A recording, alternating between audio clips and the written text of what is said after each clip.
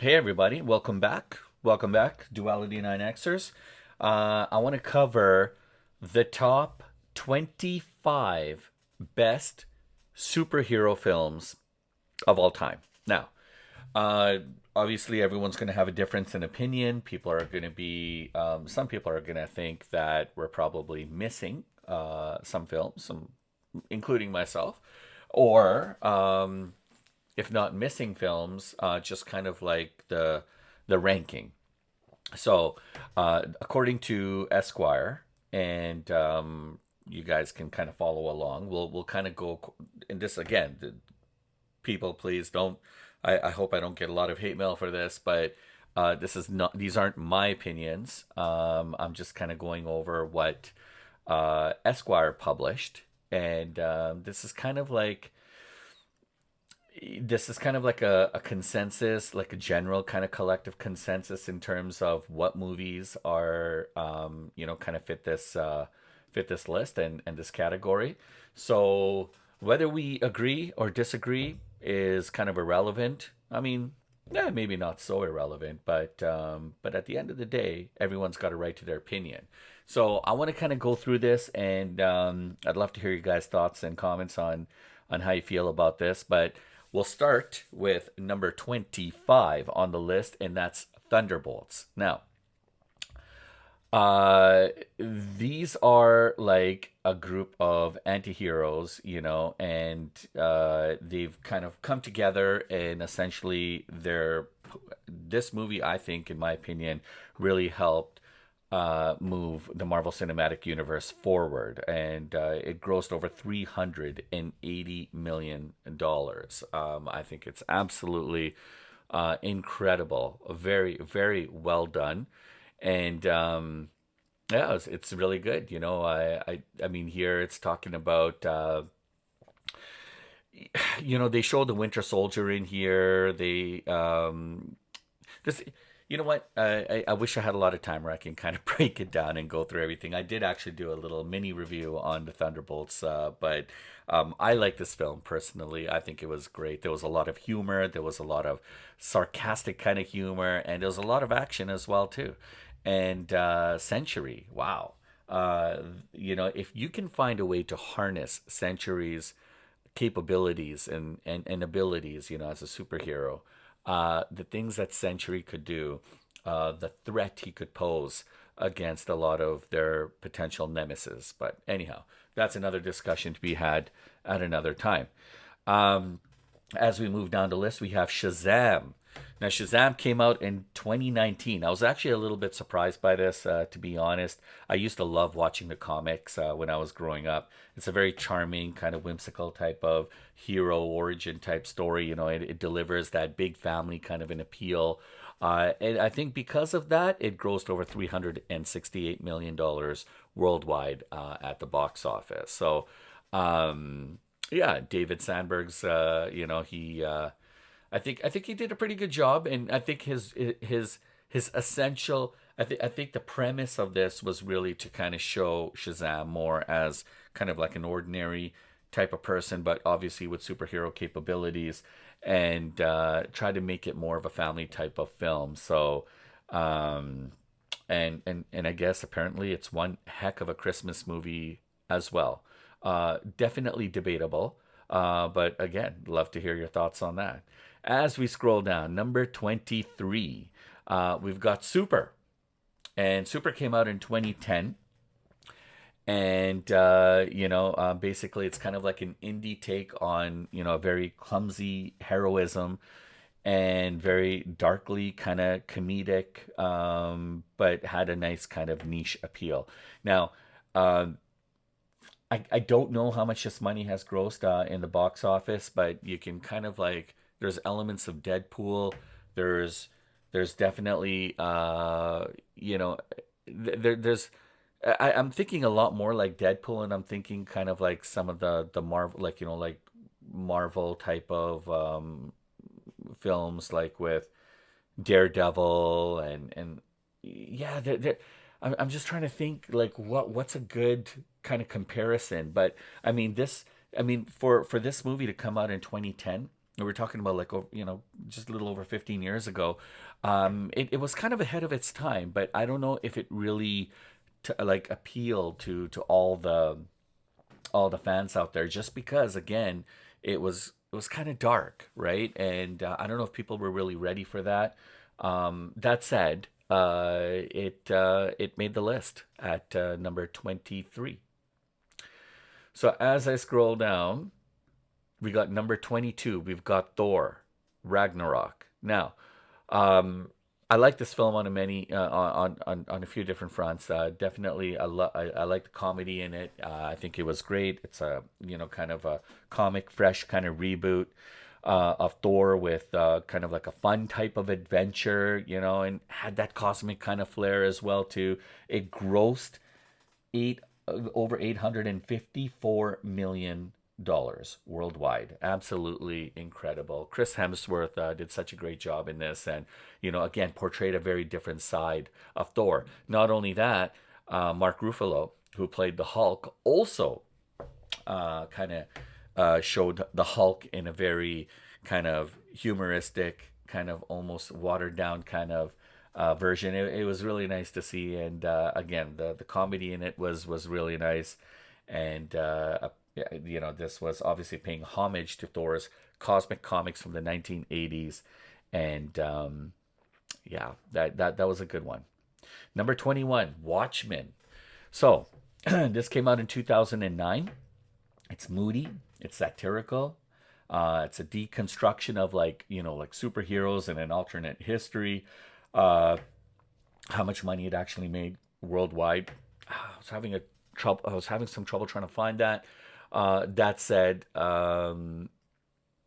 yeah, it it's it's again it adds some of that dark kind of comical type of feel to the film. And again it I've noticed that, like especially like and we were talking about the super coming out like a year after as well too, but there was kind of this trend. They were trying to show these superheroes in kind of like a different light. So again, kind of ahead of its time, but I like that. That's kind of cool. So moving on down the list, we got Superman 2. Superman 2, number 20. Very classic sequel. It was kind of doubling down, on the Man of Steel's, cosmic conflict.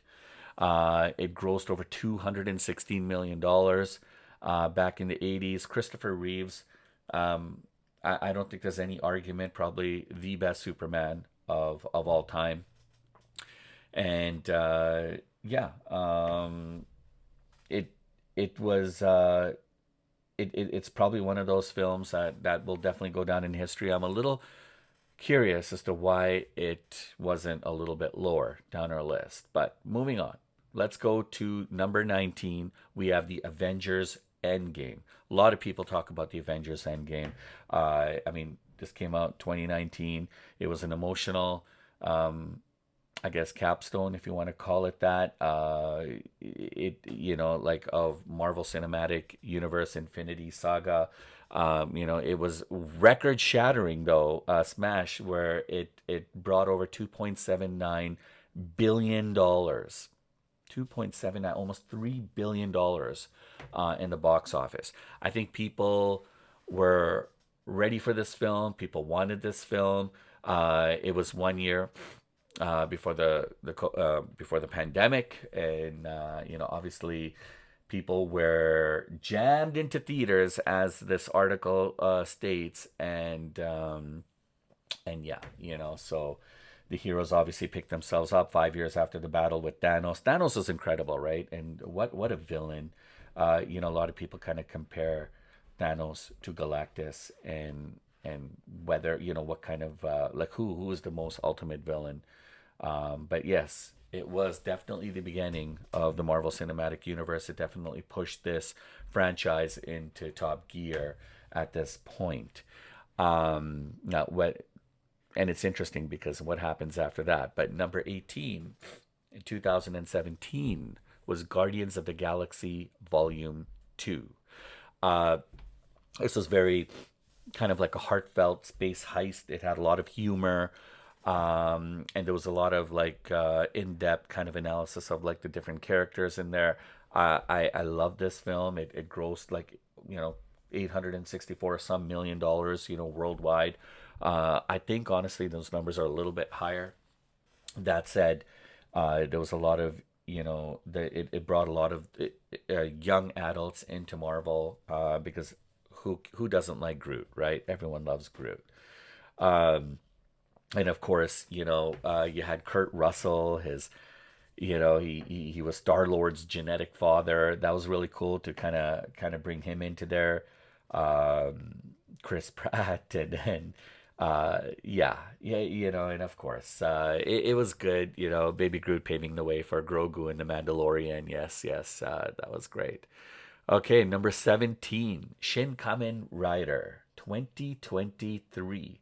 So a lot of people don't know what this is, including myself. But apparently it was a revamp of a very epic kind of Japanese character, Tokusatsu, a hero.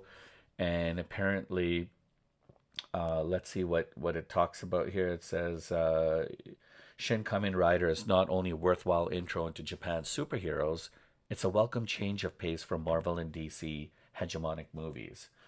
Interesting. So this is probably something that I'm going to have to try to watch. Apparently it made this list, and it was number 17, ahead of Superman 2, ahead of Marvel Avengers, The Endgame, and Guardians of the Galaxy Volume 2. Interesting. So it must be a pretty good film. Hellboy. I was waiting to see Hellboy on this list. Number 16. Hellboy came out in 2004. Um, Hellboy was pretty interesting, eh? You know, Guillermo del Toro's, he's a great actor. You know, obviously he's done so many roles. But it's a dark kind of horror type, comedy type film, sarcastic humor. Ron Perlman totally played the character of Hellboy. He totally did it right, and it was dark. It was satirical. It was comedic. Yeah, this guy had a lot of attitude, and again, I think Ron Perlman was the right guy for this role because he brought that presence, that persona to the character, and here it says it's based on the comics of Mike Mignola. Hellboy stars Ron Perlman as a demon from hell adopted by a kind scientist during World War II. Decades later, he grows into Hellboy, a swole government agent whose work investigating the paranormal gets personal when a sorcerer tries to trigger the apocalypse. So, um, yeah, I like this film, and there's a few Hellboys that kind of came out. Number 15, Captain America: The Winter Soldier. This came out in 2014. It was a sharp type political kind of thriller with, you know, obviously that super hero blockbuster appeal to it. Um, it grossed over 700 and some $1 million worldwide. Obviously, another hit from the Marvel Cinematic Universe. And it was a direct sequel to the 2011 hit Captain America: The First Avenger, and a follow up to The Avengers: of Winter Soldier marks the return of Steve Rogers, who it was Chris Evans who played his character, to the screen.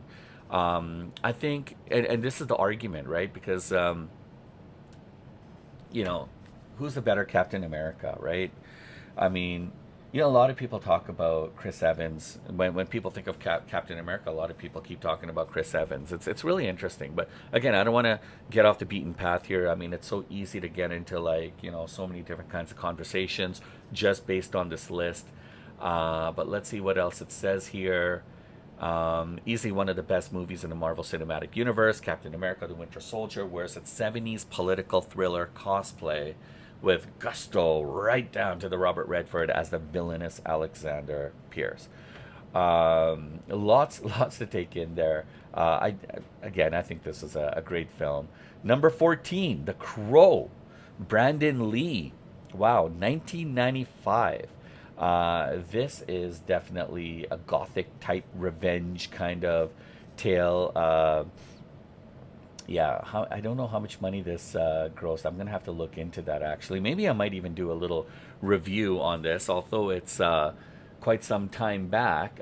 This was a classic, and let's see here. So the Crow sees the resurrection of a rock star who is played by Brandon Lee, who is afforded a shot at revenge against the men who killed him and his wife on Halloween night. The Crow is a superhero for all the lost and lonely. Even for them, it can't rain all the time. Um, Unfortunately, during this movie, Brandon Lee passed away. He died during the production, and again, that I can go into controversial kind of type. I don't want to go there again, guys. It's so easy to talk more about this stuff, but yeah, that's a very interesting story. Brandon Lee, the son of the famous martial artist, actor, philanthropist Bruce Lee. Lots to unpack there. Maybe I'll save that for another time. So moving down the list, we got number 13. We've got Logan, 2017. This film came out, and Century Fox. Um, yeah, I mean it's a very kind of gritty, type of film. It's kind of like a swan song, if you want to call it, to Wolverine. Obviously, with Hugh Jackman and Patrick Stewart. It's kind of like it was emotional. A lot of people resonated. A lot of people loved this film, and yeah, I mean, obviously, this movie grossed a lot of money worldwide. Superhero film, interesting, yeah. But it appealed not just to superhero fans, it appealed to a lot of just people who loved Hugh Jackman, who loved the film itself, or the story to the film. And I think it actually kind of was a hybrid superhero slash Hollywood type action film, and a little in that Western vibe, and it brought those worlds together. And I think because of that, it created a lot of new actors. You know, Even though Deadpool and Wolverine make a joke out of desecrating the corpse of Wolverine, Logan remains pure. It's a true masterpiece of genre cinema for a generation, practically raised on Jackman's scowling ferocity. Yeah. Interesting. As I mentioned before, it grossed over $616 million. Let me scroll down now here. I see number 12, The Batman. Yes, The Batman 2022. So, yeah, I'm not going to get too much into this one. I mean, this movie grossed 771 million worldwide. A lot of people forgot. I don't know. A lot of people when I talk about Batman, not many people talk about Robert Pattinson. Um, of course, uh, people talk about Michael Keaton, perhaps as one of the best Batmans. You got George Clooney. You got Ben Affleck. Now, I'm not saying. I'm not ranking anybody here, but when you think of Batman, you're thinking of these individuals. Now, whether they delivered or not delivered, there's a lot of discussions about Ben Affleck kind of killed the franchise or what. Even got Christian Bale. But who is the best Batman? Interesting. It's an interesting topic and conversation, but I'm surprised that this one landed where it did. I mean, for it to be number 12, that's incredible. Um, wow. Okay. Well, let's continue. Number 11, Spider-Man Into the Spider-Verse 2018. Okay. So, visually groundbreaking animated, reinvention of the Spidey legend. In this, in my opinion, I think this was a great film. For it to come out in an animated kind of format, interesting. But I think it did the job. I think it was pretty good. I'm surprised. I'm surprised this movie only made just under 400 million. I'm pretty sure it was more than that. And if I scroll down here, a landmark release in animation, Spider-Man Into the Spider-Verse earned its place in the multiverse with its arresting comic book inspired visuals, freewheeling sensibilities, and refreshing reinvention of an icon. Of course, I love this film. Number 10, Batman, 1989. Yes, this movie definitely should be ranked much higher than the Robert Pattinson one in 2022. This was Tim Burton's stylistic type of, kind of approach. Rebooted Batman essentially for more of the modern cinema and feel. This is, they're trying to bring Batman into a whole new era. And the way they did it, I think, was absolutely incredible. Now, I don't believe in the box office numbers about it only grossing 400 and some $1 million worldwide. 100%, it was definitely more than that. I was talking earlier about who was the best Batman. Well, this was Tim Burton's 1989 take on Batman and how he brought it into the forefront of this new modern day type of like movies, and just kind of bringing it into the whole realm of things. Michael Keaton, I think, did an amazing job. Again, it says here, once a controversial choice, stars as a billionaire Bruce Wayne who leads a double life as a Cape Crusader. His war on crime heats up with the arrival of the Joker, played by Jack Nicholson. Again, another iconic legend, but a crazed lunatic with the rictus grin. Yes, that was the Joker. Stylistically inspired by Miller's The Dark Knight Returns with unexpected touches of 1966 television series. Batman may not be a perfect movie, but Keaton's a downright perfect Batman. Yes, I do believe that. And I think it was pretty perfect. I think it was a great film. Just the musical scores in that as well, too. Seal and, Kiss from a Rose. And I just, incredible. I think this movie on a lot of fronts did exactly what I wanted it to do, and I really enjoyed it. Let's see, scrolling down to number 9, we've got X2, X-Men United 2003. Interesting. This is that whole mutant integration. It had a very, the drama was very like good in this as well too. Grossed over 407 million, apparently, and let's see here. So when X-Men struck box office gold in 2000, Hollywood became enamored by comic book IPs. As studios got to scooping up whatever rights they could into IP as intellectual property, folks. As studios tried to scoop up whatever rights they could get, Fox wasted no time releasing X2, X-Men United in 2003, a sequel that only gets better with time. In this politically minded second outing, the X-Men are chased out of the Professor Xavier's school by the genocidal Colonel William Stryker.